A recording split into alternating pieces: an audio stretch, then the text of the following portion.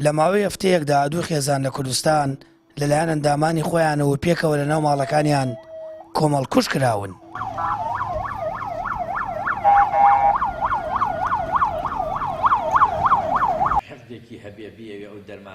زانایکی ئاینی دەڵێت ئاینی پیرۆزی ئیسلام بە هیچ جۆرێک لەگەڵ کوشتن نییە و قورئان و فەرموودە بە تەواوی جەخت لە ئاشتی و پێکەوە ژیان و بەرپاکردنی خۆشەویستی دایک و باوک و خێزان دەکاتەوە.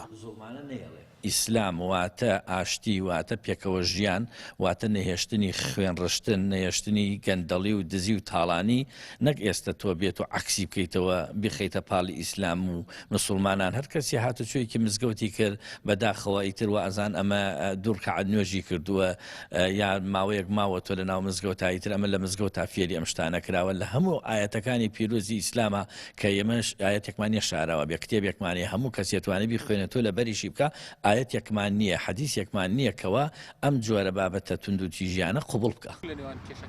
پسپۆڕێکی کۆمەڵایەتی باز لەوە دەکات ڕۆژ لە دوای ڕۆژ کێشە و گرفتە کۆمەڵایەتەکان زیاد دەبن و نەبوونی وەشاری و پەروەردەیەکی دروستیش مرۆڤ بەرەو کۆمەڵکوژی خێزانی دەبات.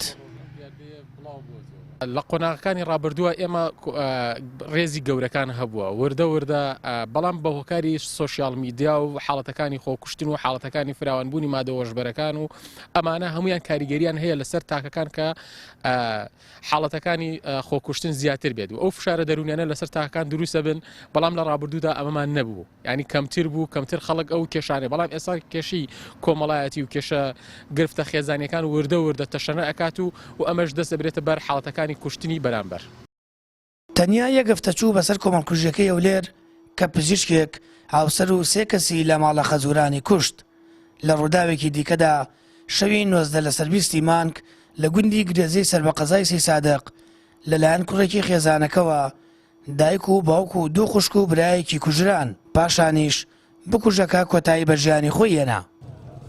لای خۆیانەوە وڵاتیانیش جەخت دەکەنەوە پێویستە بەکارنانی چەکی بێمۆڵات بنەبڕ بکرێت و لایەنە پەیوەندیدارەکان هەڵمەتی دەست بەسەراگرتنی چاک دەست پێ بکەنەوە، هەروەک کاری زیاتر بکرێت بۆ شارکردنەوە و پەروەردەی تەندروستی تاکەکانی کۆمەڵگا تاکو و کار نەگاتە واستەی ڕووداوی کۆمەڵکوژی خێزانەکان لە حاڵەتەوە نەبێتە دیاردا.